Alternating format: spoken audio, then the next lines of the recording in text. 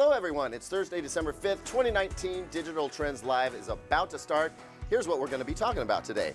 Greg Nibbler joins us from sunny Hawaii with none other than record producer, DJ, and all-around American music legend Steve Aoki to talk about 5G. What does Steve Aoki have to say about 5G? Exactly. You're going to want to stick around to check that out. IBM fellow VP and Chief Scientist Dr. Michael Haydock will be joining us to dish up some interesting insights into shopping behaviors this holiday season. And you might just learn something about yourself that you didn't even know before, so stay tuned for that. Snap has teamed up with Gucci for the new Spectacles 3 AR glasses, and that isn't even the most interesting part. Seriously, wait till you see the promotional short film that was created with the highly anticipated glasses. Hint, there are pandas involved. And finally, Spotify Wrapped is out. This time it's even bigger deal than it was before because you're not just going to see your top songs for 2019, but for the whole decade. And what might you learn about your listening behaviors? We're learning a lot about ourselves over here in the DT studios, that is for sure. All this and much more coming right up on Digital Trends Live.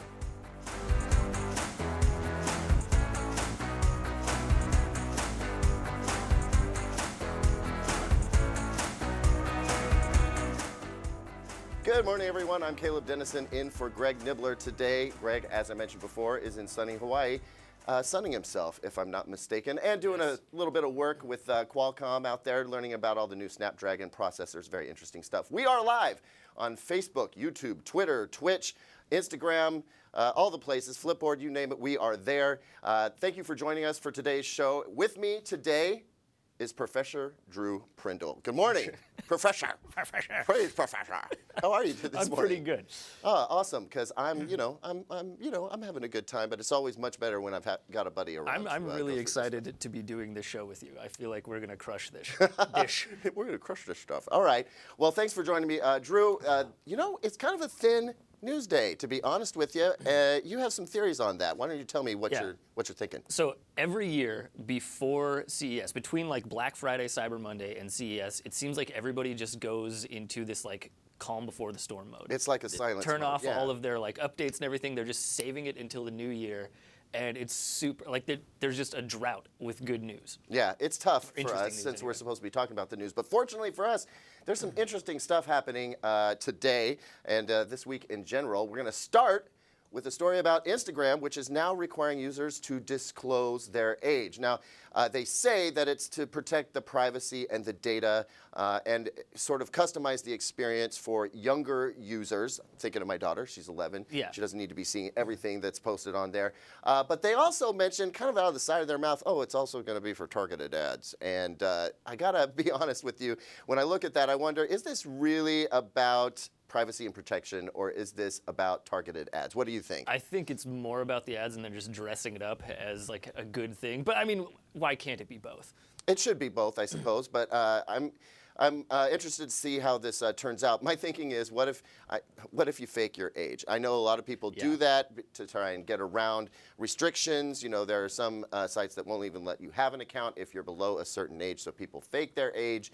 And that's exactly what's going to happen. Oh, absolutely. Right? So what does that look like if a younger person fakes their age? I can see that, one, the protections aren't going to work, but two, they're going to start getting targeted ads for like, well, that's the curiosity. What kind of stuff might they see? Yeah, I don't know. The thing that gets me about all of this is like, how is this not a thing from the offset? Like, how did they not have age requirements from like day one? I have no idea. All I can think about is that episode of Silicon Valley where they like the whole thing, their whole startup gets like screwed over and they get fined like millions of dollars because they didn't have like age restrictions or whatever. Yeah, it's kind of an interesting oversight. It's like, hey, it's 2019, and Instagram has been under Facebook for a long enough time now that you'd figure that they would have hurried that up a little bit, especially with all of the privacy and data issues that they've had before.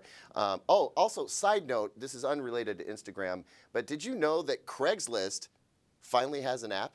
Yeah, I saw that yesterday. Craigslist I haven't checked it out yet because I'm still using one of their like crappy like Craigslist clients that they have for Android, but I don't know. It's about damn time. Yeah, that's kind of the theme for the first part of this morning, is that it's about time that these guys catch up. Well, we're going to see what that looks like as time goes by, whether this blows up in Instagram's face, what kind of experience users are going to get from it. It'll be very interesting to watch. I, for one, am interested to see, through my daughter's account, what kind of things change. I also might start toying around with my age in Instagram and see what that looks like, see what the kids are seeing. This is old man talk here, is what's happening right now. All right, moving on to the next story. I was kind of blown away by this. Nintendo just announced that it sold over 830,000 Switch consoles just last week, and guess what? That doesn't include Cyber Monday. So those sales figures will be coming through, and in fact, they're running deals all week, so this whole Cyber Week is going to up that even more. I think they said something like 17.5 million Switch consoles sold just in general. Does this include is this just regular Switch, or is this Switch and Switch Lite? It's Switch and Switch Lite, and I think that's the key thing, is that now that they've added the Switch Lite, it's $100 cheaper. Yeah. You can't connect it to your TV, but it provides all the other advantages of a Nintendo Switch. Yeah, you can still play all the games on it. It's Exactly. Just, you won't be able to play them on a big screen. Also, I think another big part of their sales blitz was that they were offering bundles with Mario Kart included. Mario Kart 8 Deluxe was included with some of these packages, so it's no surprise that they were able to gather some more attention. But I mean, this is the second, maybe third holiday season that they've gone in. With sales figures like that, that's pretty impressive. Also, they sort of side announced that they are launching in China. So a really popular Chinese electronics manufacturer, I believe it's called Tencent, is going to start selling the Switch. So these are sales numbers huge. Without that absolutely massive Chinese marketplace going in there. So good for Nintendo, man. Yeah, that's exciting. I remember like a few years ago when they were on like the Wii U, and it was like that weird transition period, and we weren't sure if Nintendo was gonna like be able to keep up with Xbox and PlayStation and be competitive in like the gaming market, but they're clearly crushing it. And they're they've hit absolutely on something crushing that it. like they've hit on that like social kind of not super serious aspect of gaming that's just fun, and I think everybody's responding to that. Well, I mean, I was really surprised to learn that there are so many Super Smash Bros. Tournaments that are happening all across the United States. Huge on Twitch. There are superstars in this gaming world, and I don't see any sign of slowing. I think it's just going to keep on going and going and going, which is really, really impressive. Next story up, Snap and Gucci teamed up to create a limited edition set of the new Snap 3 glasses, or Spectacles 3 AR glasses, that are going to be coming out soon. And that's not even the most interesting part. I mean, if you take a look at the glasses, they're pretty far out there. Very colorful, super saturated. But the most important part about this is that for a promotional thing, they teamed up with Harmony Korine, who I think you might be familiar with. He did the Spring Breakers, yes. I think it was. Well, they teamed up with him, and he created a short film. His next short film was actually created with these glasses, and it is a hoot. I mean, it is the most ridiculous thing. It's got pandas. It's got, we can check it out. This is the guy in the hot dog costume with headphones, skateboarding around Miami. And also you see them shooting hoops there. They've got people in pandas. The behind the scenes making of this is absolutely hilarious. Definitely worth checking out. Definitely attention grabber. I mean, it's full of all kinds of AR animations. Also, it's done in 3D. So because there are two different cameras on the glasses, they can get a depth of field and kind of create a 3D effect. It doesn't look that way when you're recording it, but when you watch it back, you get that sort of 3D effect. Anyway, it's a total trip. Have you seen any of this before? No, I haven't seen any of this before. It looks like a fever dream. Yeah, I mean, it's out there, but I mean, for Miami, it's like Wednesday. You know what I mean? So, like, aside from this crazy like Gucci partnership and the video, like, is there any like new tech in these Snap 3 spectacles? I think the fact that they've got a better camera on either side. I don't know if you saw the picture of the spectacles themselves, but they are not trying to hide the camera at all. Yeah. It's got a big aperture. You can definitely see the cameras there. Not trying to go stealth with those. But other than that, I'm not really sure where the resolution is on that. Obviously, the AR portion is a big portion of this, as is the fact that you can put animations live as you're recording and just kind of animate your world. It's really interesting. But I mean, if you remember, the last two iterations of this, like, were super highly anticipated, and you could barely get your hands on them. Yeah. And I think that's probably we're looking at more of the same. I don't know, man. Like, I feel like, yeah, they've been like this hot ticket item, but like, have they really been getting like crazy good sales on these? Is this what's keeping Snap afloat? I don't really think so. No, it isn't. I think they're just having fun. Yeah. And that's kind of fun to see in the tech space with everybody trying to outdo each other.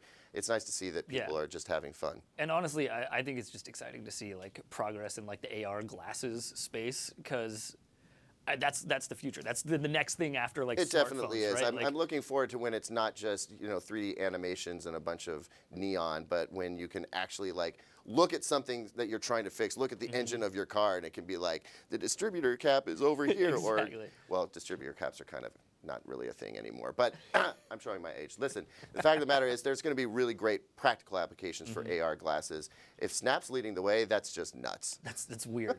Also, we had a comment come in. How good is the Bose 700 soundbar? A little bit non sequitur, but you know what? It's really great. It's a very good soundbar. I definitely recommend it. There's also other great soundbars out there. You might want to consider what kind of features you need and all that good stuff. So go to digitaltrends.com and check out our best soundbars of 2019 list. It's super valuable, lots of good stuff in there. That'll get you the answers that you need. The last story coming up, Spotify Wrapped is out. Do you remember this from last year? Yeah, I remember this from every year. Yeah, this is exciting because not only is it going to wrap up 2019 and give you a bunch of interesting information about what you listen to. Some of it might be surprising, some of it straight up embarrassing, but it's also going to cover the decade because, we're wrapping up a decade here. It's not going to give you individualized decade playback information, but it is going to sort of take a look at what the most popular things you listen to were over the last decade. Compare that to other popular stuff over the last decade and serve it up to you. Anyway, it's going crazy on social media right now. As it always does.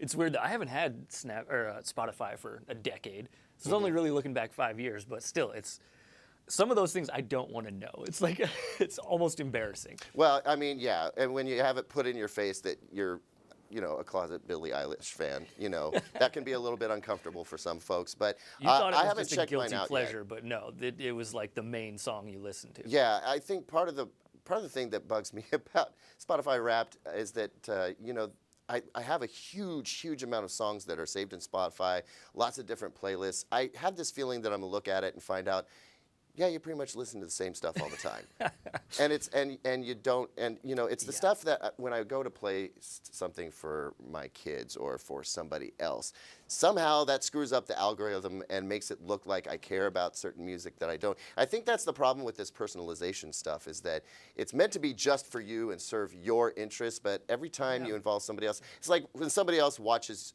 Netflix on your profile or something like that. Totally messes up the recommendations and everything. Yeah, in fact, I know some people do that on purpose just to kind of mess with some people and have it start surfacing content that you have no interest in or might even be embarrassed by.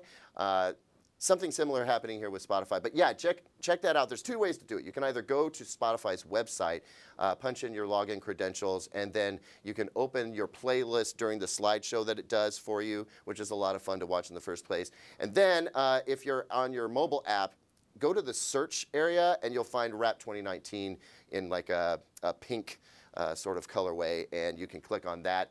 Again, watch the whole thing and just click to your playlist anytime you want to do that. Beware, though. You never know what you're going to find. This reminds me, this whole year-ender stuff, we're doing a bunch of fun lists. We have the best tech that we tested in 2019, for instance. Yeah. But that reminds me also that YouTube Rewind is about to come out. Oh, boy. Let's hope it's not as much of a train wreck as it was last year. Last year was, well, I think cringeworthy might be a good way to describe it. It was a little uncomfortable, and boy, what an uproar did it cause.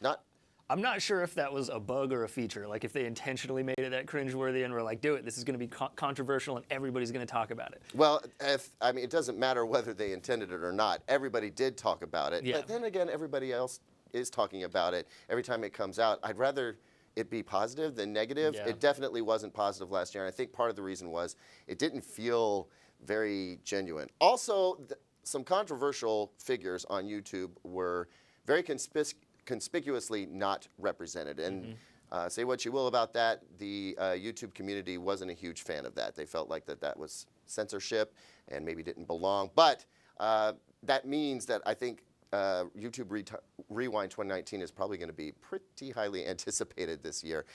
It should come out I don't know, any day now, any Yeah. minute, any second, really. The URL is already live. There's just nothing on the page. So keep an eye out for that. YouTube Rewind 2019. It's all part of this fun end of the year stuff that we Yeah. get to do every year. And of course, end of the decade. Yeah, That's I'm curious a thing. if that's what they're going to do, because then they're going to be pulling like viral videos from like 2010. That's going to be a roller coaster ride. If they do Yeah, that. seeing all the old schoolers as well as the people who actually just launched in 2019. There are people who started YouTube channels that racked up 3 million subscribers in a matter of months. So it's not too late. Not too late to become a YouTube star. Not that I would know anything about that. All right. Well, before we go, we're gonna see Greg out in Hawaii coming up here pretty soon. I'm so excited. Interviewing Steve Aoki. But before we go, I want to talk about the product deal of the day. No, it's not Black Friday or Cyber Monday anymore. It's Cyber Week, though. The deals keep on coming. And right now, one that we're taking a look at is the Fossil Men's Gen 4 smartwatch. It's just $165 right now, which smartwatch-wise is pretty stinking good. And also Fossil Watch-wise. Exactly. It's a good. Fossil watch. I mean, Yeah. it's down from $275. That's 40% off savings. And the great thing about this is that, you know, not everybody wants their smartwatch to look like super techy. And I think that's where Fossil comes in. I'm personally a big Fossil fan. I have a few different Fossil watches. Have not gone into the smartwatch territory, but this does use Wear OS, Google's Wear OS. It'll track your heart rate, might track your weight as well if you put it in there. You get smartphone notifications, control music, and much more than that. Again, that's the Fossil 4th generation smartwatch, $165. Might be good for a gift for somebody important in your life. All right, that's it for the news so far this morning. We're going to take a quick break, and when we come back, we'll have Greg Nibbler interviewing Steve Aoki about 5G out in Hawaii. We'll be right back.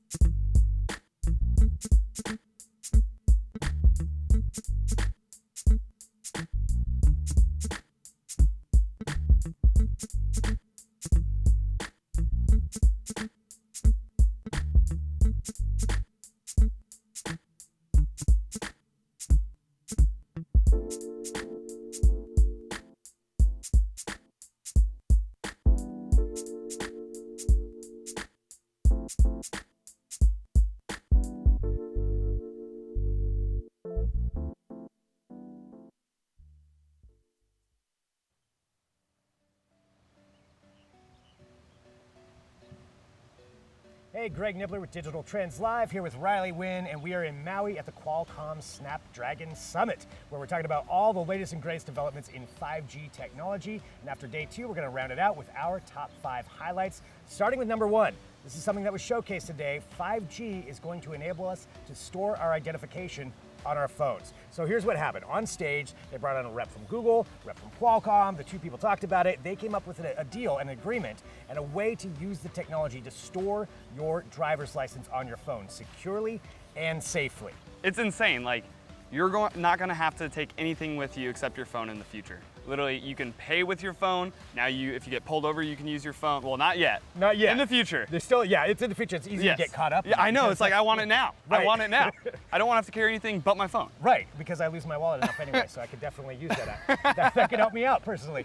But yeah, this is what the technology is enabling. So this is talking about, just 5G and the way it's going to change everything. And like you said, it's not going to happen right away as far as you have to go through some regulations. Yes. You have to talk about all that as well as just far as how that's going to change things up. but it is the fact that the technology is there. Yeah, technology's there. We just got to wait for, bureaucracies to, go through all the red tape and get all that figured out. And then I'm looking forward to the day where literally the only thing in my pocket is that 5G phone. Yeah, and they even talked about in the future to where it would be your passport, your driver's license. Insane. We already pay with them. So this really is changing what the phone means in your life. And that's something that's it's really exciting when you think about where that really could is. go. And just the fact that we're getting there. Like they have this agreement already in place. So that tech is there. And that was definitely one of the coolest highlights that we saw today. Yeah, like another thing about it too is like my phone case for my phone is like a second wallet. It has a spot for my cards, for my ID. I'm not gonna need that anymore. Didn't you It's leave perfect. that in your room the other Yeah, day we don't too? need to talk about that, Okay, Greg. yeah, that's what I thought. See, so if it was all on your phone, then you wouldn't have to worry about it. So you need this tech now. All right, let's go on to number 2. So out of our 5 highlights, and there was a lot, but these are our 5. Number 2, 5G chips are going to break down communication barriers. This was incredible what they showcased on stage. So we've seen before different translation devices or websites. We know that those are out there, but what about simultaneous translation in 2 different languages? That was what was showcased on stage. So they had somebody up there who spoke in English, and that it was instantly translated, not only in the written form, but also verbally into Mandarin live on stage with almost 0 latency. It was amazing. Like, I remember last year there was the app, I believe it was with Google, they came out with the one where you could take a photo of a different language and it would translate. This is even more phenomenal and insane, this technology, because it's in real time. It has to read a human being, which we're very hard to read, Greg. Right. Has to read a human being, then transcribe it all out in whatever their native language is, and then also translate it in whatever language you want. And so it's just crazy that it's doing all that like this. Yeah, and something as complicated as going from English to Mandarin. I mean, that's difficult, and just the characters alone, changing those 2 and having it both come out simultaneously. One of the really cool quotes that I liked was that they said, 5G makes AI better and AI makes 5G better. And that's definitely one of the themes this week has been about artificial intelligence and about how quickly it's going to advance because of 5G technology. And that's a perfect example. And you think about that breaking down communication barriers, what that could mean. Like instantaneous communication in a different language to someone across the globe, and neither of you speak the same language. I mean, it's just incredible, the possibilities. There was also another aspect too, actually, when it came to the voice patterns and recognition that the AI was doing. Yeah, the AI in this matches not only, or it doesn't translate and transcribe only, it matches your voice patterns. So if you have weird pauses in the way you talk or you mumble your words, this AI will match that. And it was really funny, the gentleman who was presenting, it played back what he had said and tried to match him, and he was like, oh man, do I really sound like that? So I think it's a really cool thing because language isn't just what you say, it's how you say it. Right. So this is going to help break down those language barriers. I wanted to get rid of any mumbles that I have. That's what I would like it to do. You're but still. telling me. So again, walking through our favorite highlights from there, and this also goes back to what we said earlier, 5G makes AI better, AI makes 5G better. It's just such a great phrase, and it really does make sense. So walking on, okay, number 3. Let's get to the number 3 highlight. This has to do with the Snapdragon chips and how it is going to make social media better. So one of the demonstrations, actually a couple demonstrations, they talked about different ways that social media is used to render things like filters and lenses. So Snap showed up. Snap came there and showcased one of their lenses and just how much faster it worked with 5G. Now, Riley, I know you post a lot on Snap. You tell me how exciting this was. Yeah, so Snapchat is, like you said, one of my favorite pieces of technology. It was really crazy because my phone doesn't have 5G, of course, and the one that was being demonstrated does.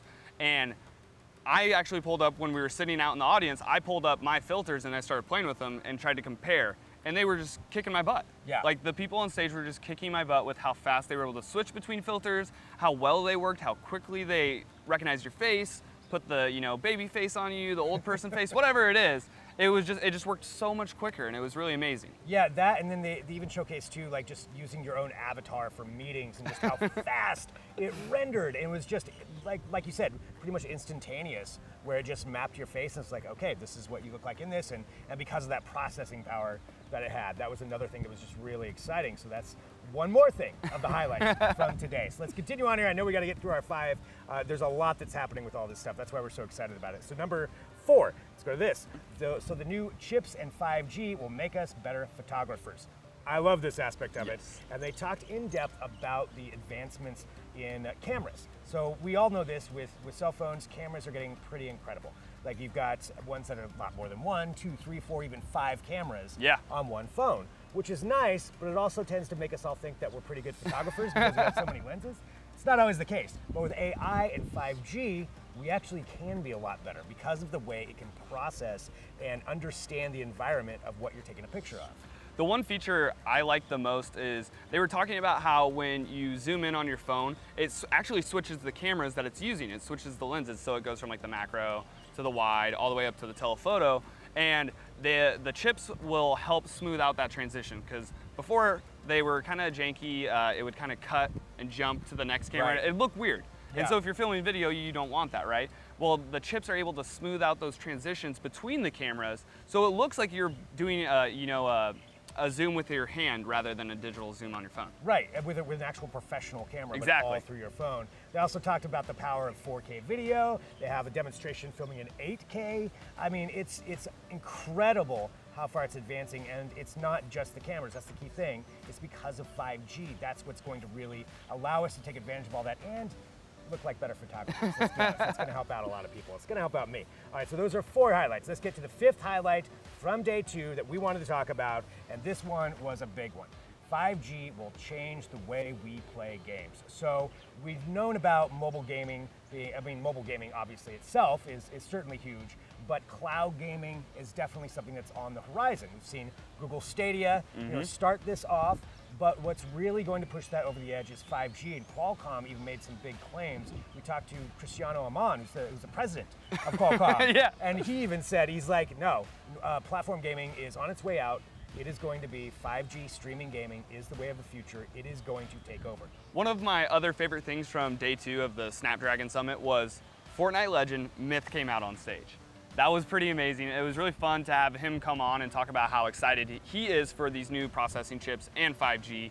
And one thing with him, he plays Fortnite, right? And a big complaint with Fortnite players is because it is cross-functional, Xbox, PS4, mobile, the people who are playing on computer, they have this Huge advantage. huge advantage, Yeah. exactly, because their computers can refresh quicker. Well, guess what? That is going to whittle down because these phones are crazy fast. The refresh rate on them is extremely fast. So there's going to be no disadvantages to playing Fortnite on your phone anymore with 5G and the Snapdragon chips. Right, and that's what Myth was saying. It's just like so incredible. It's going to be an even playing field For everyone. 144 hertz refresh rate was even one thing they brought up. So that's number 5. And again, those are 5 highlights from day 2 of the Qualcomm Snapdragon Summit. That's a lot of information that we just gave out right there. But we have all kinds of coverage that you can check out on our site. And if you want to find out anything more about 5G, about Snapdragon, check out some of the great interviews that we had. You know where to go. It's digitaltrends.com.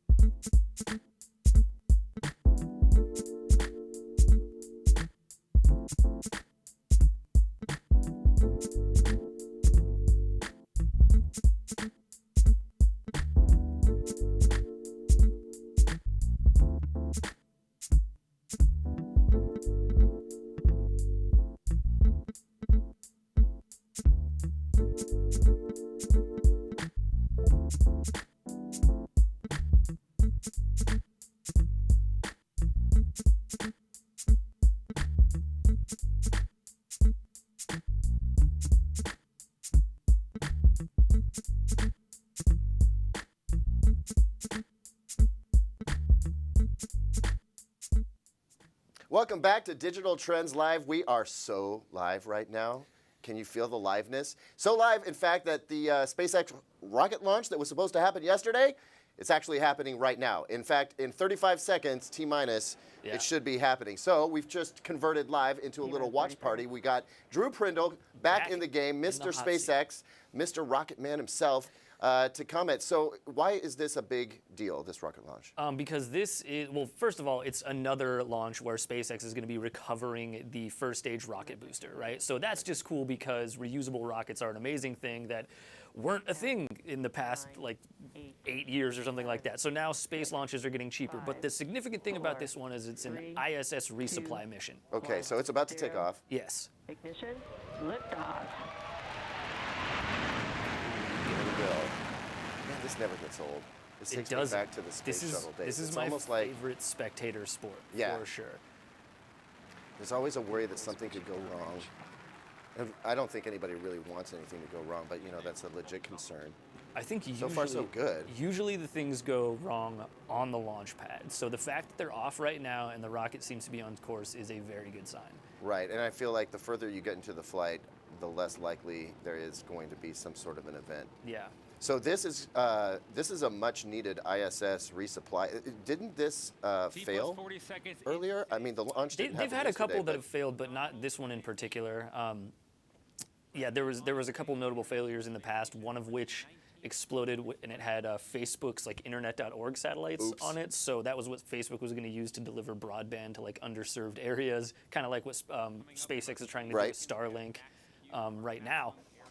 That was one of the big failures. There was another one, I can't remember what was on board for that one. With this one, there's a number of interesting experiments that they're actually taking up to the ISS so that we can learn more about just like life in zero gravity and the effects of space on the human body and other things. One of the coolest ones is they're actually taking up an experiment to basically see how fire behaves in microgravity, Interesting. which is awesome, but also terrifying. Yeah, it's super scary. I mean, that's. How are you going to light a fire in an all-oxygen environment? I know that is a little worrisome. So they're gonna. All 9 engines. Wow. Here we go. Looks good. Coming up, we are going to have 4 events in rapid succession. Okay, 4 events in rapid succession.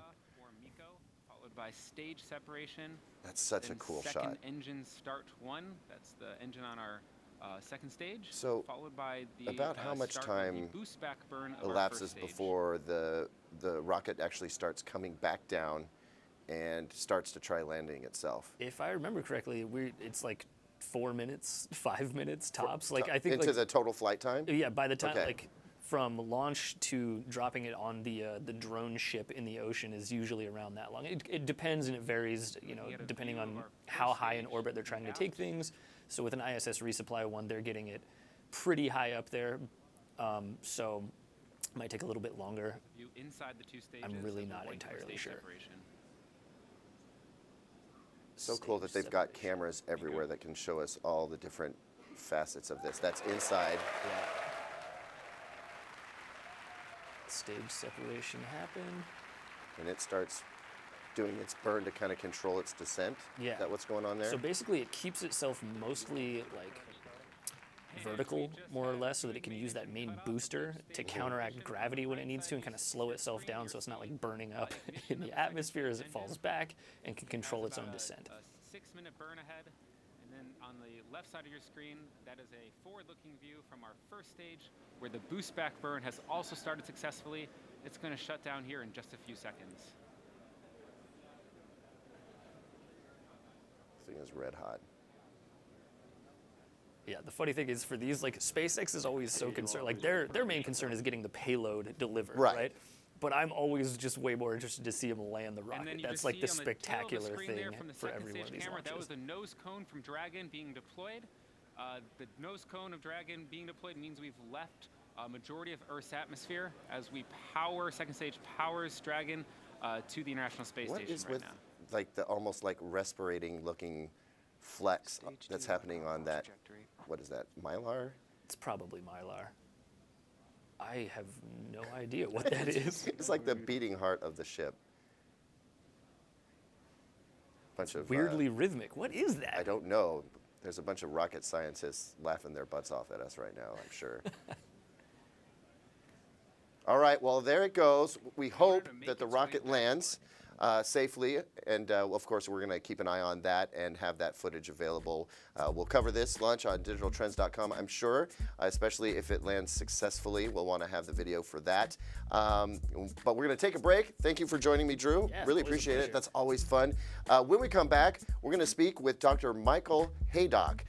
He's an IBM Fellow, VP, and Chief Scientist at IBM who has access to massive amounts of data. And we're going to talk a little bit about holiday spending, some of the trends that are happening at retail right now. You might learn something about yourself that you didn't know before. All that's coming right back at Digital Trends Live in just a moment.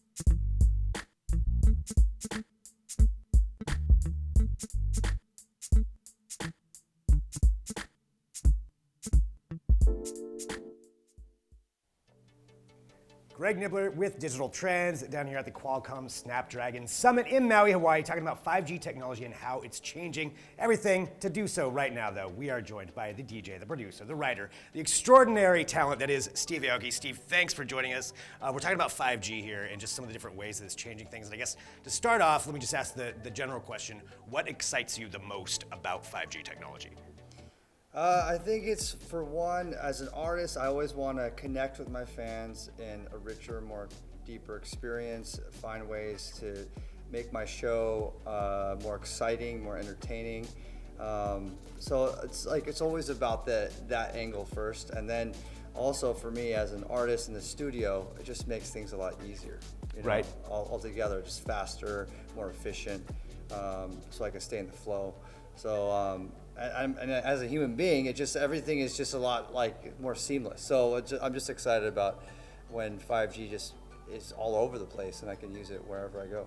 Well, I mean, you mentioned being engaging, because that's certainly something that is a hallmark of your performances. You know, definitely there's the cake thing that we can always talk about, but then you've also incorporated different AR elements into your shows before too, with like the dragons, the monsters over that. So using 5G technology, what are some of the other things that you've thought about that you'd like to do to engage your audience in a different way? You know, like some of my shows are very deep. You know, it's the crowd in the back. I want to make sure they have the best experience that they can possibly have. So, being able to incorporate more of that AR element, and so they can watch the show in any place, that's a big deal for me, especially for my bigger shows. And I want to be able to incorporate more of this neon future idea. This idea where you feel like you're in the future, because that's what my whole album is focused on, my comic book is focused on, and I really want to be able to have that kind of presentation as best to my ability. And now I can think outside the box. Yeah. You know, before it was very, you know, on the visuals and it's going to stay in the visuals, but now I want to be able to have, you know, some of these concepts and ideas like fly at you, and you have that other visceral experience. So it's quite exciting what we can do in 2020, and I have some big plans. I know, I'm sure you probably can't reveal all of those plans that you're thinking about, but you know, thinking of it along those lines of getting into the mind of Steve Aoki, because that's what you mentioned, like taking people into your creativity and your imagination, you know, and what that experience would be like. So giving them that side of things, is there anything else that you want to let them know about that they can look forward to as far as maybe bringing all of your different worlds together into one mixed reality experience? Well, I am touring next year, and we are presenting two sides of the Steve Aoki that I'm showing. One is Neon Future, because Neon Future 4, my album, is dropping. And two is Aoki's Playhouse, which is my house. So, you know, there's gonna be a lot of fun things I'll be engaging on my stage, like a big foam pit. No one knows about this yet. I guess you guys are the first people to really hear about this, so I hope you don't give it away to too many of my fans. But you know, I want that to be an experience. Like, I want it to be a carnival on stage as well as a futuristic theme. So you get these two worlds coming together, and yeah, so it's pretty exciting, you know, to be able to have this kind of that kind of fun element as well as like more serious future element. Experiencing a foam pit in your house. Yes, I will. I do. That's the thing I didn't mention earlier, is that I have a foam pit in my house. Yeah, that's kind of what I want to get to. Yeah, Number one. I forget people don't know about my house because I live in there, so I forget to mention that part. But yeah, I have a foam pit in my house. I have a pool jump like on my backyard. I got, you know, all kinds of fun things going on, and a lot of my fans that already know me, they wish they would be in my house. So now I'm bringing my house to the stage. Yeah, I want to be at your house right now. That sounds amazing. Well, talking about the new album, I've got just a couple other questions here just about this. You know, you did post just not actually very long ago about working with Sting. And what was that experience like? Working with somebody, I mean, you've worked with so many different artists, but working with somebody of that caliber and just, you know, who's been in the business for so long, what was that like working with him? It was, I mean, it's a humbling experience. He's a legend, you know. He's a legacy, you know. And I just remember as a kid, like, listening to the Police. So it's still like blows my mind that I have a song with Sting, you know. And it's not even out yet, but it's just every time I hear his voice, I'm like, wow, this is our song. I just feel so lucky, so grateful to be in this position to be able to work with legends like Sting, and also this incredible group, Shade, who's like, her voice is phenomenal. So to pair those two together on this incredible song, lyrically, melodically, and as a structure, it's really a very special song to me. Well, you talked about being, you know, fortunate to work with them, but that's also a testament to some of the things you've been able to do. You know, with your career, you've brought a lot of people together, and one of the things you also work on is your foundation. I want to talk about that just for a second, about it's generally, you know, regenerative medicine and working on different brain issues. Do you see 5G playing a role in that to help solve some of the issues that you're trying to tackle? It's just going to speed things up. I mean, no pun intended. Right. At the end of the day, we need the tech there so that we can get to finding the solutions to the problems we have. So, like, the two main issues that we're focusing on in the foundation, one is it's finding cures for all brain degenerative diseases. And the more tech we have and the speed to enable that is just going to make things a lot more exponential. So that way we can find those cures. And two is just advancing and understanding our brain and understanding what we have in our heads, so that way we can do more. Mm-hmm. We could become this advanced species that I talk about in Neon Future. Like, you know, merging with technology, merging with AI, so that we can do things like live forever. You know, right. a lot of interesting, fun science fiction concepts are happening in science fact. Slowly but surely, there's a lot of bridges towards that world. And that's the space I live in, right in between science fiction and science fact. And I really want to try to find those bridges as best as possible and as fast as possible, so that we can experience it in our lifetime. So it's all about, how do we get there faster? And with 5G, that's like the road that we need to be on. So I think that's an interesting concept because you talk about, this convergence of those two. So looking at this just from a sci-fi standpoint, if you see these two worlds, AI and humans kind of coming together, what if we get into a Skynet situation? Whose side are you going to be on? See, like, we won't get into a Skynet situation because we will merge with the robots. They won't be against us because we will be them. Okay, I like that. Like, at the end of the day, as we progress in the future, we're gonna always have these safeguards set up. And this is like obviously an opinion of mine, but I believe in a utopian future where we become, this advanced species, where we are the new species is a technological species that's formed between these two worlds, and we're gonna be able to find life in a way that we never experienced before. We will become the butterfly from where we are just the caterpillar. And once we get there, we'll live as this new species. So it's a very utopian future, but I really feel like we're going in that direction. I like your outlook. The final question that I have is one that we ask a lot of our guests is, what's the one piece of tech you can't live without? Well, I think it's my phone. It's in my pocket. It's like the one tech I have on me at all times is my phone. Yeah. So it's like to be able to communicate at all times, to communicate with not just with my family and friends, but with my fans, at any given time. So I think soon this won't be necessary because we can just communicate with some telekinetic, form in our heads. But till then, you need this. It is Steve's world, and we're all living in it. That is pretty much what I've determined right here. And also, we're going to be going right now to his foam pit at his house. But before that, thanks everybody for watching. This is Digital Trends. We will talk to you soon with more.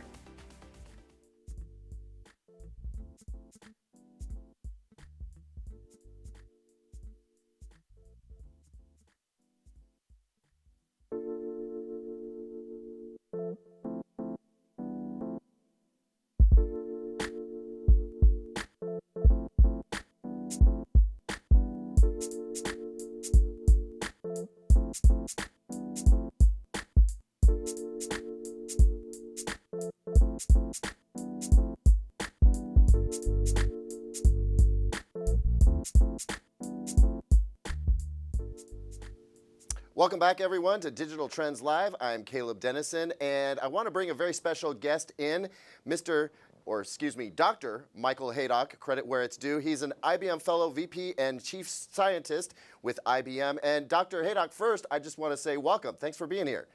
Thanks so much. Really glad to be here. So listen, I was taking a look at your background and trying to come up with a simple way of explaining what you do, and I'm not sure there is one. So nobody would be better qualified than you to explain what you do, because you have some deep experience in like retail and supply chain and customer contact stuff. I gather that machine learning and a lot of data is involved with what you do. Can you kind of sum that up for our viewers who may not understand? Well, you got at least 80% of it, right? So I would call myself a data scientist. Okay, so that maybe kind of frames a kind of a role that's been emerging over the past 4 or 5 years. People who work with large amounts of data, they take mathematical methods, they go chase that data, they torture it a bit, and out the back end of it comes a forecast, okay, which I've been doing, or some kind of other prediction. I use a lot of machine learning and numerical optimization to do that kind of work. Not a lot of people are, kind of in that space at this moment. But if we look down into the future, I think that's going to be a job that's, there's going to be a lot of. Well, first of all, the term tortured data is now going into my personal lexicon. That's fantastic. But I know exactly what you're talking about. I mean, now that we are able to amass this just tons and tons of data and use machine learning to analyze it, we have all kinds of new prediction tools for all kinds of things that we haven't had in the past. So how are you right now using this data? And do you have much time to talk to us about like holiday spending, what kind of retail trends we're seeing over this big holiday spending blitz? Yeah, I do. Let me answer your first question first, though. Okay, is that IBM has a lot of clients that we do work for. I work primarily, but not exclusively, in the retail sector of IBM. My special gift is I'm good at forecasting things, okay? And so we've been using what's called a recurrent neural network with long short-term memory strategies, which is kind of a fancy way to say that the computer picks out parts of, let's say, the data that it wants to remember, and it wants to reutilize that data. So we're making these predictions, and we're lowering the mean average percent errors. So the better that we can forecast, the less inventory, let's say, that a retailer has to stock, okay? That gives them a little more working capital. And so we're trying to reduce their cost by making these accurate forecasts. And so we've been applying these as well to retail data that the government comes out with. And then that's the data that I use. I've collected this data since 1992. And I use that to forecast what's going to happen in our retail economy in the U.S. So that's really very interesting. So let's paint some broad strokes here. What are you seeing happening this shopping season? I mean, what categories are up and down, and why? Yeah, I'll give you a couple of examples. So the first thing is I wanted to highlight that the retail sector itself, and that includes automobile sales, okay, is up this year about 3.51%. And we're expecting that to be up in the fourth quarter by really a considerable amount, okay, a little over 4.5%. And especially in December, I'm looking at about a 5.9% gain. So I'm expecting a really big, I'll call it traditional Christmas, even though, you know, all the data that we've had in the last couple of days are showing us that Black Friday and Cyber Monday was, you know, just an exceptional spending pattern. And so I'm expecting December to be even better than that, okay? So the big winner in all of this, I think, is really the electronic shopping, I'll call it format, okay, versus the store format. But we are pretty buoyant on the stores as well. From a category standpoint, a couple categories that I think are going to be up and down. Last year, toys did incredibly poorly, okay? And this year, I'm expecting that toys will grow about 15.2% above what it did last year. And I think the reason for that, to you know, kind of articulate on one of your themes is, you know, last year we had a couple of toy manufacturers and toy retailers that kind of went under, okay? And so this year, the retailers have really picked up that slack, and they've really repartitioned their floors to add more toys. So I think you'll see a much bigger and much buoyant you know, activity in toys. The other thing that people are doing is eating out a lot. Okay, so I do chase the data for what I call limited service eating. Okay, and in this limited service eating area, I'm expecting about a 4.5% rise and a big rise in December. The other category that I see that's going to be pretty buoyant is a category that I call sports and hobbies. And in that category there, I see about a 5.5% rise from last year. So that's people buying, you know, sports equipment and so forth. The ones that I think are going to be down, and three in particular that I'll point out, one is apparel, okay, and that's down about 19.2%. And this would be other apparel, okay? So this is going to be hats and gloves and purses and, you know, kind of overcoats and things like that. Children's apparel is down, so they've almost swapped. Parents are swapping, I think, buying toys instead of buying clothes for the children. Yeah. And then men's apparel is going to be down about 4%. So those are kind of the winners and the losers that I'm seeing at this moment. Yeah, you mentioned that toys took a bit of a hit last year, and I know what you're talking about. We saw some, you know, pretty big retailers go asunder. Interesting to hear that they're coming back in such a big way. How do you tie what you're seeing in the spending with what's happening in the economy in general? I mean, to me, it sounds like people have a little bit more, you know, discretionary income and can just flat out spend more right now. Exactly. So I do track a couple of things. One thing is I do track how people are making their expenditures. Personal disposable income is really doing great this year. It's down a little bit in the fourth quarter from what it's been tracking all year, but it's been so healthy. I think people have a lot of money to spend. So I think that's going to play in, you know, obviously pretty big. The second thing is savings rate. So I do track savings as a percent of personal disposable income. And on that savings rate, it's down a little bit in December, which means they're probably going to be spending more. So you can either save or spend, that type of thing. Unemployment is low. Okay, so it's the lowest it's been in the at least 30 years that I've been tracking the data. So it's just in an incredible space. And so, you add all that up together, and the economy has been really, I think, kept super buoyant by the consumer all year long, and I just see that extending into the Christmas holidays.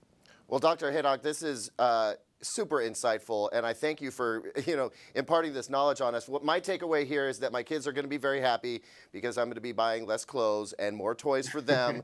But it's really interesting to see how you can use technology and massive amounts of data to look at what's happening with all these retail trends. Thanks for spending some time with us and talking about this really interesting stuff. It's been a pleasure to have you. My pleasure. Thanks so much for having me. All right, you bet. Bye-bye. Dr. Michael Haydock, spending some time with us, dropping some knowledge. We're going to be right back with more Digital Trends Live.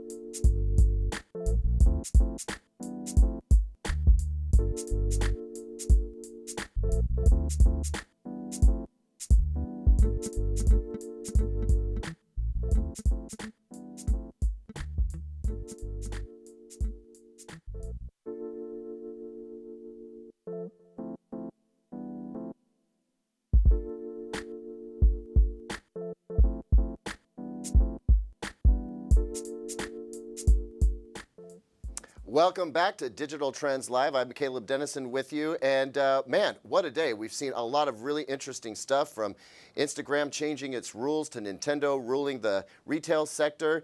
SpaceX launched a rocket, which is always a lot of fun, but I want to change gears right now and bring in Mr. Chris Keipel. Chris, I hope I'm saying that name correct. He's the president and CEO of Ventec Life Systems. Chris, welcome to the show. Chris, can you hear me? All right, a little bit of technical difficulty. And you know what? When you run a live show, that's how it goes, folks. So we're going to bring Chris in here very shortly. But in the meantime, Chris, can you hear us? I can hear you. Oh, wonderful. Thank you very much.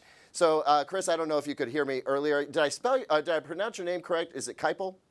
You got it. Fantastic. Oh, thank you. So again, you're the president and CEO of Ventec Life Systems, and you guys are doing some really interesting stuff in medical technology. And I got to be honest with you, my experience with medical technology is fairly limited. It dates back to when implantable pumps were first being put into cancer patients to directly deliver medication to the pain site.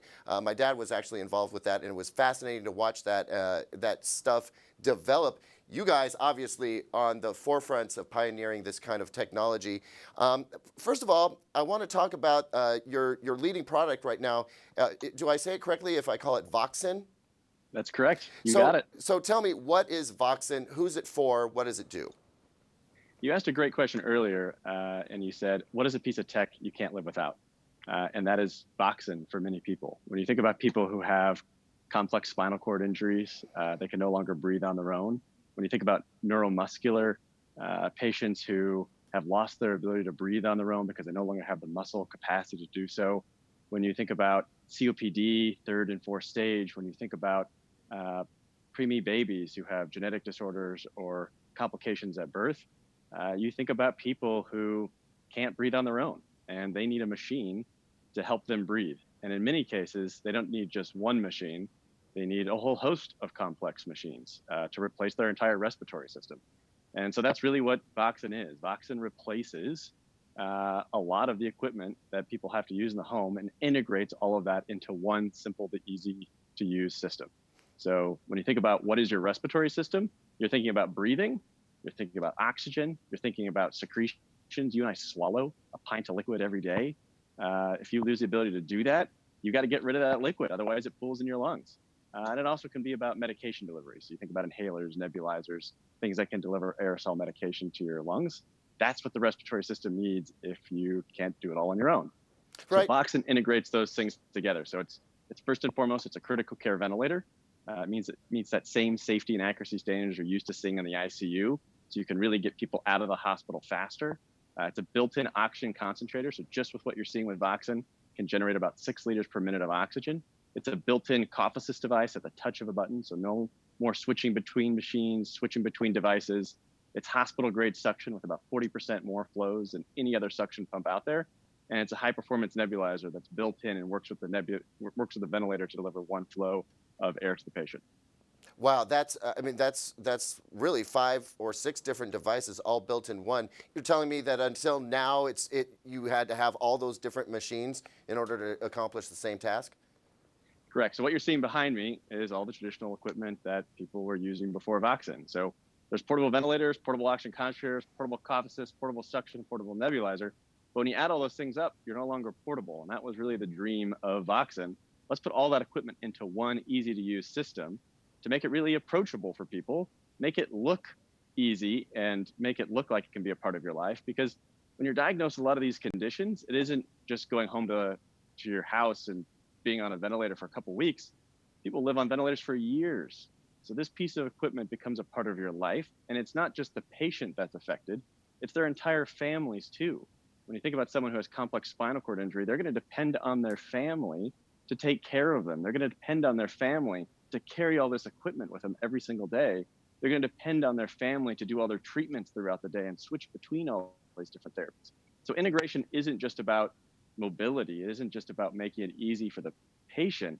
It's about an entire life that people's families are affected by, and streamlining that care and helping people stay in their home and helping everybody in that family maintain everyday mobility. So if I'm understanding correctly, this device basically makes it possible for patients who were once bound to the hospital to go home. Is that right? That's certainly a part of it. When you think about a great story that we had in Kentucky, baby Brooks was a kid who was in the hospital, couldn't transition home on any other portable device. We transitioned him right from an ICU device, put him on Voxen. We kept him in the ICU, got the family comfortable and trained, and the family went home just with what you're seeing here. And you can imagine as a new parent, as a new mom, you're trying to manage all the things that go with taking care of a new kid, how overwhelming it is to have a child in the home for the first time. And then imagine all the health complications that come with, in this case, SMARDs. The child couldn't breathe on their own. How much anxiety do you have for that kid? And how much anxiety do you have trying to learn all this medical equipment and make sure you do it right in the home? And Voxen really is about making it easier for families to go home and creating a little bit more peace of mind. It's much easier to manage one operating system versus 5 different operating systems. And it just makes it much easier to always bring this equipment with you wherever you go. And it allows the family to live their life a little bit more. It makes a ton of sense. And obviously it sounds like a super valuable thing. But can you tell me a little bit about why you created this device? What was the aha moment or the impetus to bring this? Is there some personal backstory here, or what brought this to life? Well, it's really a team of people who helped make this possible. So the founder of the company, Doug DeVries, he's really kind of a father of portable ventilation in many ways. And he had a father who had ALS, and his dad didn't want to go on a ventilator. So his dad made the choice not to pursue medical care, as a lot of ALS patients do. And that really motivated Doug in a very real way to pursue this. And what he did is he got together some of the best minds in respiratory care. So this team has created 18 different ventilators. So a lot of the innovation in respiratory care has come from this team historically. And we just got in a room together and we said, how do we think about this differently? How do we think about integration and solve all the problems that a typical ventilator patient has?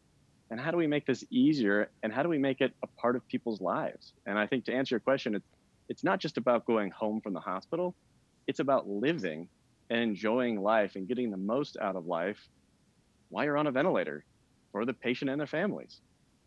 Interesting. So tell me, if you will, we have just a couple more minutes here. I want to hear about the elements of tech and integration that our viewers may know from other technologies that were brought in to kind of put Voxen together. Can you tell me a little bit about that? Sure. So, one of the great things about our device is that, these technologies existed before ours. The challenge that we had is we had to integrate all these things into one system. And it's not just recreating a ventilator and recreating an oxygen concentrator. It's making all these systems work together. It's making all these systems be more energy efficient. When you think about living a life on a ventilator and you want to be out and about, we think about cell phone batteries. Imagine thinking about your ventilator battery and the longevity you have with that. How long your battery lasts is how long you can be out and about. So making that process really easy, making it much more energy efficient for people, and then getting all those things to work seamlessly together. So we think about integrated therapy delivery is your ability to switch between these therapies while remaining connected to your ventilator. In most of these cases right now, for someone who wants to do a cough assist treatment, they literally have to disconnect from their ventilator, the device they depend on to breathe, hook up to a totally different machine, totally different tube set, and perform a cough therapy. When you're done coughing, you want to be able to breathe. You have to hook up to a ventilator to breathe again. And so this process is really cumbersome. So we had to really think through how you make that process literally at the touch of a button. So you can naturally breathe and naturally cough just like you and I do. And so when you think about all these things that we had to do, we had to custom design all these parts. So essentially the compressor that powers these systems, the blower that powers these systems, there's hundreds of parts that are in Voxen that were custom designed. And then in the software, we had to make it really easy to use for people. So what we literally did is we designed this software for a ventilator, oxygen concentrator, cough assist, suction, nebulizer. And then we went out in the homes and in the field and watched people use it. We literally watched where people's hands went on the touchscreen. 24 hours a day. We embedded in people's homes. We slept on their couches. We slept in long-term care facilities. And we watched where people's hands went, where they wanted the functionality to be. We listened to them about what was confusing, what words were confusing, how do they want to make it easier to use. And we literally took hundreds of comments and feedback from thousands of people. And we redesigned our operating system to be as user-friendly as possible. So it works much more like a cell phone than your typical confusing medical device. And we did that by staying really close to the families and the caregivers and the end users using Voxen. And I think for anyone developing software out there, anyone thinking about how to use a device, that only happens when you're there with somebody real time, how to make this device better. The other things that we think about, this is just a plastic overmolded suction canister. For a lot of people who want to use suction, you imagine suctioning all the stuff that comes out of your lungs. When you and I get a cold and we cough up, we've seen the color of that stuff. For most ventilator dependent patients, they've got a clear tube set over there that they have to use. And those secretions pool in that clear plastic. So all your friends and family can see it. And just because you get diagnosed with a neuromuscular condition doesn't mean all of a sudden you want everyone to see your secretions coming out of your lungs, right? Surely not. So we designed this so you can hide a little bit more of that, so you can fit it into your life and make it easy to use and more approachable for people's social lives. Well, it's fascinating to hear about all the thought and preparation and, embedding yourself in the homes that went into creating this device. Chris, that is heartwarming. We have a campaign around here at Digital Trends called Tech for Change, where we try to focus on tech that's actually influencing people's lives in a really positive way. Tech is fun, but it can also dramatically improve your life. I think Voxen is an excellent example of that. Thanks so much for taking a second to talk to us about this amazing device you've created. It's been a pleasure. Thank you. It's been a great opportunity, and I appreciate everything you guys are doing. And I do believe Voxen is that opportunity to help people live and live better lives, and we appreciate it. Awesome, Chris. Thank you so much. Again, that's Chris Keipel. He's the president and CEO of Ventec Life Systems. When we come back, Greg Nibbler caught up at the Qualcomm president Cristiano Amon to talk about upcoming 5G phones in 2020 and how the increased data speeds could push gaming from consoles to the cloud, which is what we're trying to do, but it's been a little bit hard. Stay tuned for that and more right here on Digital Trends Live.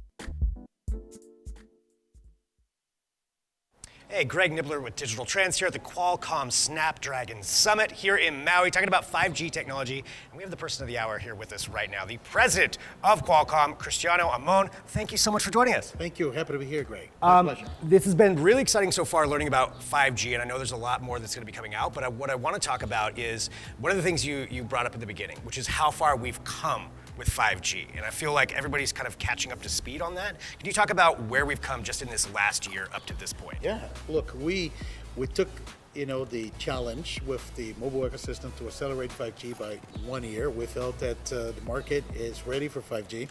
In comparison, when we look at the transition to 4G, we had, 4 operators, 3 in Korea, 1 in the United States as Verizon. We had 3 phones, 1 from HTC, 1 from LG, 1 from Samsung. And this time, when we put ourselves in the ecosystem to accelerate 5G is incredible. We have now 40 operators that launched 5G in 19. Remember, 5G was originally scheduled for the Summer Olympics of 2020 in Japan. Wow. So it's actually, you can argue, more than a year of acceleration.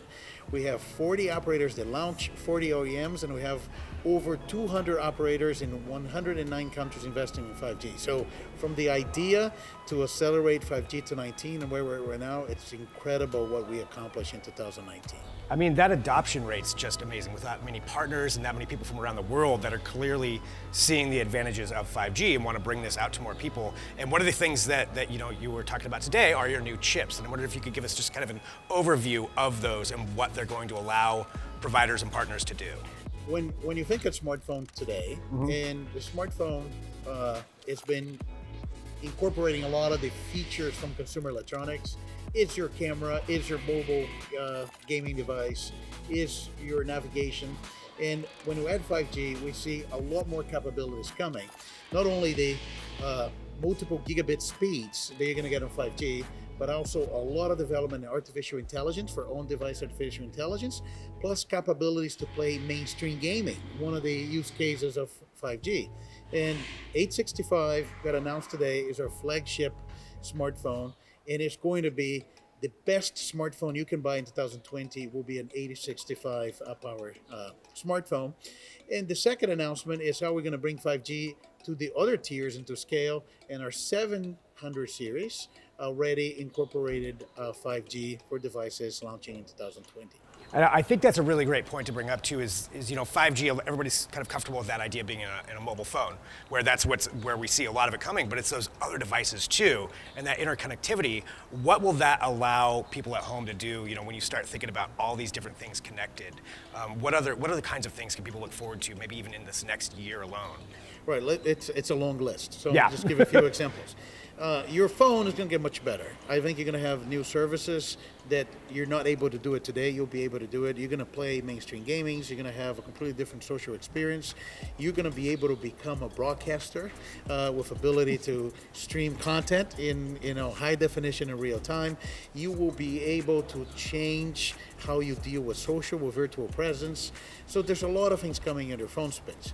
But 5G is also transforming many other industries. So from the transformation of the automotive industry with 5G connected cars, also what you're going to see in smart cities, you're going to see in industrial and in enterprise applications. We see a future when you're going to be thinking about productivity in your work environment, whether it's your phone or your PC, they're all 5G connected, all of your data is on the cloud, and everything is going to be about bringing the power of the cloud to everything that we do every day. That was a really interesting aspect too. I feel like it's that kind of democratization of access to data that this would allow, and this huge amounts of data that we're able to harness now, but what can you do with it? And you brought up, artificial intelligence and different use cases in that aspect, and talking about the enterprise side of things. That was another really interesting part of it, as far as what people are doing. Is there any one particular thing that you'd like to let people know about with that you're excited about? Oh yeah, I'm very excited about the enterprise use case. For example, if you look at a company like Microsoft, and you look at the whole strategy of Microsoft today, they position themselves as the future of Microsoft as the enterprise cloud. So it's about going to the enterprise, move the entire IT infrastructure to the cloud, move all of the data. Instead of you storing data, the data is on the cloud, could be Microsoft OneDrive, and it doesn't matter if you're on a PC or on a mobile device, you always have access to data, you always have access to your corporate information, whatever you are, all devices are connected. And then the most interesting thing, the one that I'm most excited about, is 5G allow you to do on-demand computing. So whether your PC or your phone, if you run out of processing power, you can use 5G bandwidth to run the applications from the cloud. And that allow you to have virtually the ability to run anything you want. That's why on the smartphone, going back to the smartphone, mainstream gaming, console gaming will be played on any mobile device because of the streaming 5G services, and the main industry of gaming go from consoles to phones, and we're excited about that. So you think that is the future, that's what it's going to be because of that processing power of the 5G power, that gaming is going to go to the cloud? Absolutely. I think we started to see right now that two things. With Epic Games Fortnite, mobile devices and smartphones became part of the main gaming community. Now with Google Stadia, with the Microsoft streaming gaming devices, you'll be able to bring the ability to run any game on the cloud and have that in whatever device you have. It's almost like your smartphone will become your little, gaming console, and with that we start to see form factors changing, like foldable bigger screens for gaming, for video, for all those new applications that you can stream or run from the cloud. So that's completely changing how we game. That's turning phones in, and that's because of these 5G chips. Like that's the power that's going to bring to it, and that's why we're going to be able to do that. Yes, and it's not about you're going to have to play Candy Crush. You'll be able to play mainstream gaming titles, and we're not going to argue about, is this game for PC, is this game for a console? It's just going to be a game. You want to play online, you play on your phone. I don't know how you knew that I played Candy Crush, but anyway. Me too. Me too. Cristiano, I want to say thank you so much. The one final question that we've been asking everybody too is just on a personal level, what is one thing that you are really excited that you're going to be able to do with 5G? I think there's a lot of, it will take a few years, but it is not a technology limitation anymore. And I'm excited about this because of the potential of transforming things. And I think you can agree with me when I tell you the example. When you put all of those things together, you can run things from the cloud. You connect to the cloud in a reliable manner 100% of the time. You have the processing power of your device in the cloud. We can start thinking of new devices. And augmented reality is going to become a real thing and it's going to get scale. So you'll be able to have devices. They're going to look like eyeglasses like this. I think humans won't be walking, all of us in a room with a big VR helmet, but you wear something like this. This thing has the potential to have 5G radios and cameras and a very light device. You do a lot of processing on the cloud, and you will be able to walk around using artificial intelligence, recognize faces, immediately go to their social network, get information about this person. If I met this person, who are they interacting with? I need information about this thing that I'm watching. Can you bring information from the cloud? And that's going to change how we're going to communicate, how we're going to interact, how we're going to do social. Big transformation coming, and I'm very excited about that. I mean, that's basically taking science fiction and now it's reality. Yeah. You know, it's what it's going to be. How far out for those glasses I want a pair? I think about 2 to 3 years. Okay, fair enough. Then 2 to 3 years, I'm going to be asking you about that. Well, Cristiano, thank you so much for joining us here. And again, thanks for sharing your information on this. It's really exciting what 5G is going to be able to do, and that's why we've been having a really great time here bringing you this information. I mean, this is cutting edge stuff that we're going to be able to use now and more in the future. So it's really exciting. If you want to know more about the Qualcomm Snapdragon Summit, of course, you can go to digitaltrends.com, find out about what everybody is doing here, what their partners are doing, and we can always bring you that information right there. So thanks for tuning in. Back later with more Digital Trends.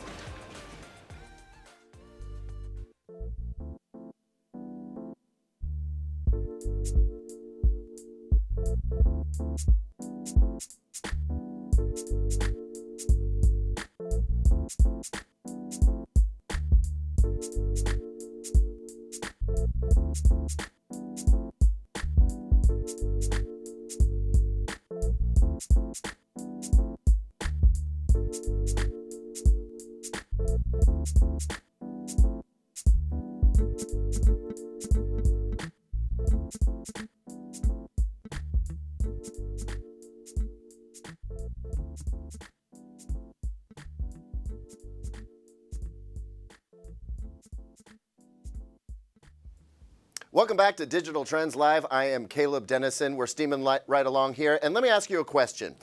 Let me tell you something about Facebook. Facebook says it cares about your data and your privacy. How do you feel about that? Well, I have a certain feeling about that. I assume about 49% of you have the same feeling that I do. Here to talk about that and like way, way more is Lisa Sullivan and Melissa Kinch. I hope I pronounced that correctly. Lisa is the Executive Vice President and Director of Technology Sector at Ketchum. Melissa is a partner and Managing Director of Technology Sector at Ketchum. And full disclosure, Lisa and Melissa, I deal with Ketchum all the time. You guys are a massive global communications company, and you guys are talking to me about technology all the time. So I have plenty of experience dealing with you guys, but I had no idea that you generated the kind of data and information that you do. So I want to talk for a second about this new report that you created, the 2019 Social Permission and Technology Study. I gather this is not the first time you've done this, but this particular study takes a look at how people feel about what big tech and startups alike have going on for them in terms of, a PR problem, frankly, when it comes to trust in this industry. You guys have a lot to say about that. There's a lot to unpack here. So first, can you tell me about this study, how long you've been doing it, and what were some of the key indicators that came out of the study? Absolutely. So this is the second year that we've completed this study. And really the genesis was us wanting to understand how all the news about privacy and security breaches was affecting the way that consumers view technology brands. We certainly expected concerns about cybersecurity to come through really strongly. But I think what surprised us more than anything this year was that the number of people who were concerned about privacy, about what technology companies are doing with their data, was just as high as the number of people that were concerned about cyber breaches. And we found just in the last 12 months from when we did the study last year that people's concern about that is getting higher and higher. And I think that the third piece of it is just an understanding that consumers are starting to really take action for the first time. We're seeing an increased number of people deleting apps from their phones, turning off location tracking, and calling for more government regulation and indeed potentially the breakup of some of the big tech brands. That's well, I mean, you're telling me something that I've experienced myself. You know, especially the deleting apps off the phone. I mean, there's a lot of risk here involved for the brands. I mean, I have to say that when I hear someone like Facebook tell me that they care very deeply about my privacy and security of my data, there's sort of this collective eye roll that goes on. There seems to be a lack of trust. Is that what you found with this study? Yeah, absolutely. I mean, I think it's very interesting. What we see is with data breaches, people seem to be willing to forgive to some extent a brand because they know there's a nefarious force, there's crime going on, everybody's a victim. But what we see that maybe brands aren't prepared for is when consumers find out what companies are doing with their data, and if they feel like they didn't understand it, they're actually less likely to forgive the brand because they know that brand has control of collecting the data, managing it, selling it, and using it for a lot of different purposes. So we actually think concerns about data privacy are going to do more to hurt a brand's reputation than even a cyber attack because people know the brand's choosing to do those things with the data. You know, I know that in Europe, you know, they have GDPR in place. We don't really have something like that at all here in the United States. Was there any information that your study surfaced around how much people want the government to get into regulation here and whether they trust the government to even get that right? Absolutely. There was certainly an increased interest from consumers in looking at how government can and should regulate, a higher level of trust for government regulation in many cases than for the companies to regulate themselves. I think one of the other aspects that was really interesting was this subset of the general population that we identified that we're calling the tech rupture, who are people who are typically younger, digitally native. They're early adopters of technology. They're the people that friends and family turn to for advice. And these people are, on the one hand, the most informed, and on the other, the most concerned. And really, those were the people that were driving the fastest and hardest towards increased regulation in the space. So tell me a little bit, I mean, you represent some of the biggest firms in the world, and some of them are, you know, I imagine actively suffering from this very negative perception. What do you do about that? And more to the point, what does big tech need to do in order to address this issue, do you think? Yeah, there's a couple of things that we talk about a lot with our clients and others. And we know this tech rupture, particularly around data privacy, there's a few things they really value. They value control and choice. So are you giving that to them? They care about keeping their kids safe. Interestingly, the study also talked about protecting their parents and their parents' data, so elderly people. But most interestingly, they really want to understand the sausage making, quote unquote. So we really talk to the brands a lot about how can you explain what technology are you using, how are you using it to collect and share data or do things with data. That's what people really want. And these tech workers want access to that information so they know what's going on and they don't feel like there's a lack of transparency. So a lot of conversations going on, I think, behind closed doors right now in companies about how can we move forward in terms of being more transparent? Should we be more transparent? And that's a lot of the conversations that we're having. I can imagine that generating this report has value to you, and I imagine that it hopefully has value to your clients. But I mean, what was your motivation in generating this report? Why'd you create it? It was exactly that. I mean, helping our teams who are working with clients day in, day out, helping our clients who are struggling with this issue understand the landscape that they're communicating into. And I think, you know, we talk a lot about the impact here for technology brands, but ultimately any brand that holds and collects consumer data is impacted by this. So, you know, we're using this information to help brands in healthcare, in retail, in transportation, in financial services. These are all industries that are impacted by this data privacy issue. And are you finding that your clients are listening and taking this to heart? I think that there's a perception out there that's like, yeah, we know, we're doing what we can. But do they take this as seriously as I think the general public wants them to? I think we'd say it's a mixed bag at this point. We see some companies and some brands and some folks we work with that are getting very aggressive and they want to be leaders in the space and they understand the long-term risk. You see some others who are concerned, but they're not really sure how far they can go, and they're hesitating, and they're trying to get their own hands around what they're doing with folks' data. And so we see some brands beginning to get aggressive. We see some really dragging their feet. And we believe the ones who find a way to be transparent, find a way to give people control, are the ones that will win the reputation battle and the public trust long term. And but we do see a lot that just aren't sure what they should do or aren't sure if they should do anything. So we're watching it very closely.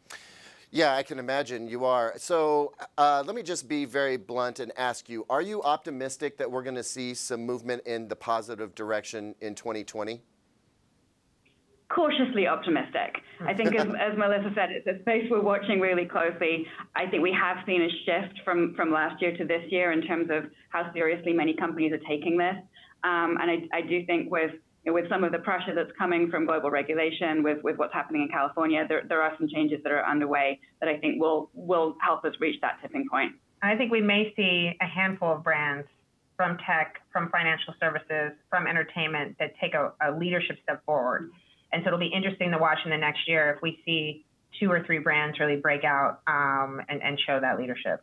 I'm frankly hopeful for the same. I've seen that happen before where, 2 or 3 really big brands step forward. They set the example and it's received so incredibly well that everybody else piles on behind them. And I, for one, hope that's exactly what we see happening in 2020. It's a whole new year, but man, 2019 has been a little bit of a mess. And I mean, the data that you guys have generated from this study really kind of illustrates what many of us, I think, kind of knew already, but I mean, it paints a very, very clear picture of what's going on. Lisa, Melissa, thank you so much for taking time on our show, Digital Trends Live. Appreciate you being here, and hope you have a wonderful rest of your week.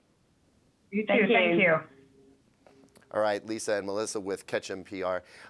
Ladies and gentlemen, that wraps up our show. Digital Trends Live is coming up.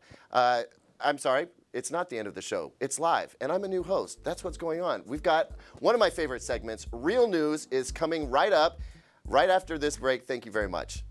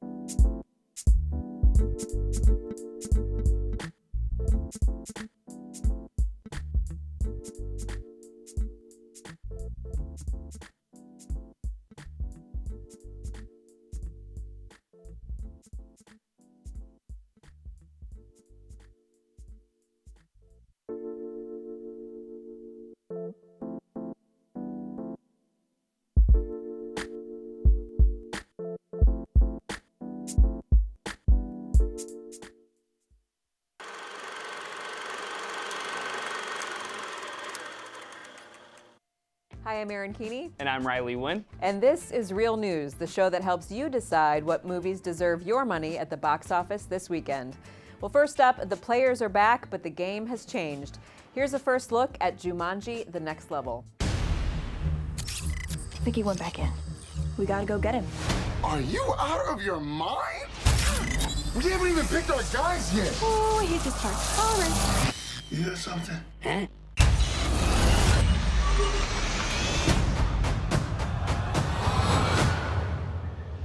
Spencer.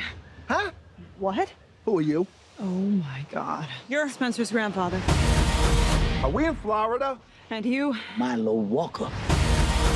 Did I die and turn into some kind of a small, muscular Boy Scout? Jumanji: The Next Level is the follow-up to 2017's blockbuster hit, Jumanji: Welcome to the Jungle, and it's the second sequel since the 1995 Jumanji with the late, great Robin Williams. That's right. Still miss him. Yeah, we do miss him. Jumanji: The Next Level sees the main characters returning to Jumanji to rescue one of their own. And of course, when they get there, nothing's what they thought it would be like.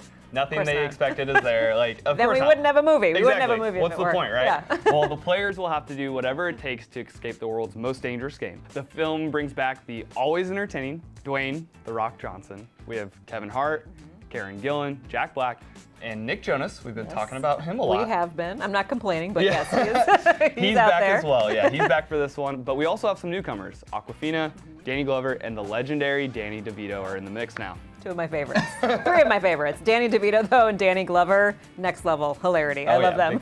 I think this ensemble is just so fun to watch, and what great additions that they have to this cast. Well, Jumanji: The Next Level premiered at the Los Cabos International Film Festival in Mexico just a few weeks ago. So that's one of the newer film festivals kind of on the scene. And Jake Kasdan returns to direct the screenplay that he co-wrote, again, with Scott Rosenberg and Jeff Pinkner. I can only imagine, though, too, like how much fun they had on set. So they kind of shot this all over the place. They were on location in Hawaii and New Mexico and Georgia.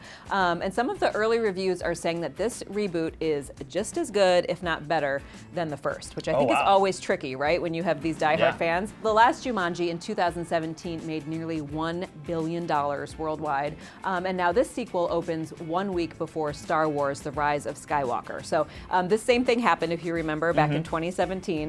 With Jumanji and Star Wars: The Last Jedi, they were facing off at the box office. Both of those films, though, raked in some serious cash, so I don't know that they're so worried I don't think about box office. They're struggling I don't think they're struggling too much. So my family and another family does movie marathons every year after Christmas. Oh, fun. Yeah, it's one of my favorite traditions that we do. And back in 2017, we saw Jumanji: Welcome to the Jungle. So we're definitely going to be adding this one to the agenda this year. And I mean, the last movie was so funny and entertaining. And I can't believe they were able to get everyone back from the cast of the last movie.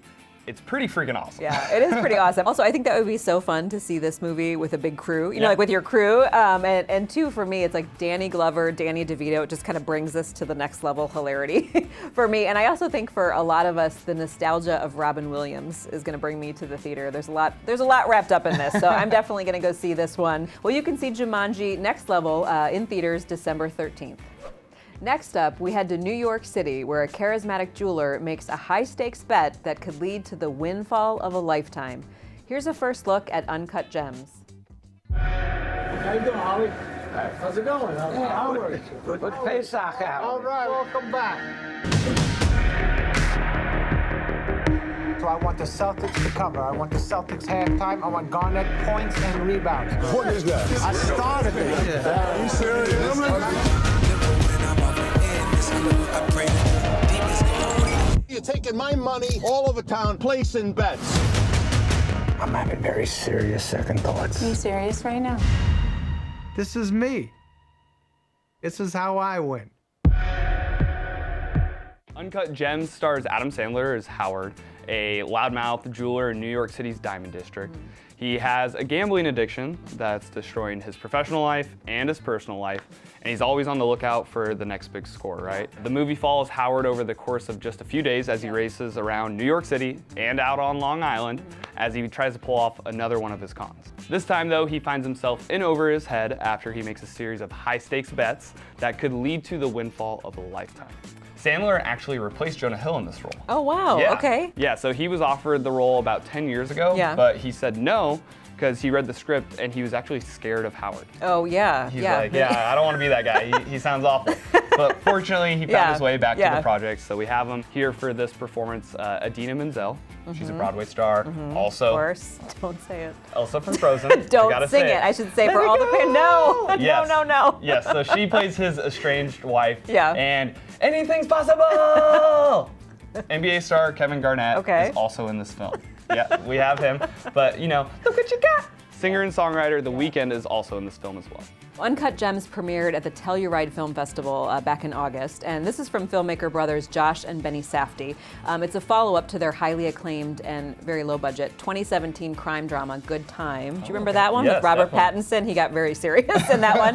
Well, the brothers said that there was this built-in connection that they'd always had with Sandler. When they were kids, they said they used to listen to Sandler's comedy records just over and over. I think they were a little young for SNL, but they said they they always had this paternal feel toward him. Howard, who Sandler plays in this movie, is actually loosely based off the director's real-life dad and his time working in the Diamond District. Oh, wow. So yeah, it all kind of came together. But in production, they said it was essential for them that they recreate this specific feel of New York's Diamond District. So it's one block in Manhattan, and it's very, very unique. And the director said, very opposite of what you normally think of directors saying. You know, we normally hear them say, quiet on set, you know, everybody just stand still.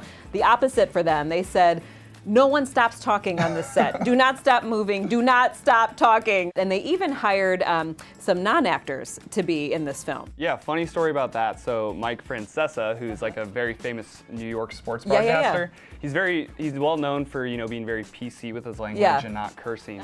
And in this movie, they actually get him to drop an F-bomb, which is wow. crazy. But Riley, like you said, Sandler came back to this role after first passing a decade ago. It looked like he kind of had to find, you know, the heart in his character. But it looks like this was one of those kind of meant to be things. Since its first festival premiere, there's been a ton of Oscar buzz about Sandler's performance.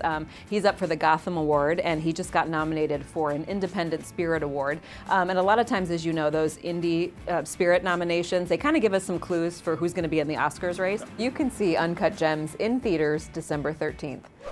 Up next, a revealing look at a real-life scandal and the brave women who brought it to light. Let's take a look at Bombshell.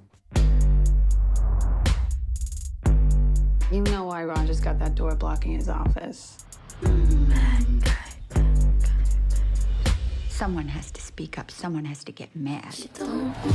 Fox News star Gretchen Carlson dropped a major bombshell today. What is she doing? This could kill Fox News. So you're a tough guy, like you really rough guy. Just can't get enough guy. Just always so puff. Sweetheart, this is an island of safety and truth. There's a man! Ready to go to war? Oh, yeah. Bombshell tells the explosive story of several women at Fox News who set out to expose CEO Roger Ailes for sexual harassment and eventually took down the infamous media mogul. The project was first announced following Ailes' death in 2017, and it's an incredibly revealing look inside one of the most powerful and controversial media companies in the world. And the courageous women who brought the company down and brought the man down. The powerhouse cast is led by Charlize Theron, who plays Megyn Kelly. We have Nicole Kidman as Gretchen Carlson. And then Margot Robbie is a composite of several employees who are trying to climb the corporate ladder at Fox News. And then we also have John Lithgow, who puts on these crazy prosthetics to play the late Roger Ailes. I mean, they're just big jowls. Yeah, the prosthetics that they used are pretty incredible. I mean, I think he's kind of unrecognizable, really. Like, you don't know who's under all of that, right? Yeah, there's a lot of fat over them. Yeah. It doesn't look like him, no, for sure.